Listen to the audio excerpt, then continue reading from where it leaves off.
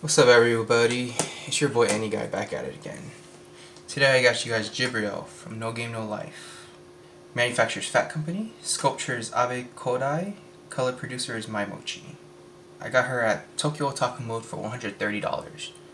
I got the re-release date, which was 2019 October 29th. Original release date was 2017 August 28th. The one I got, she has two faces. I'll show you guys both faces, and I hope you guys enjoy.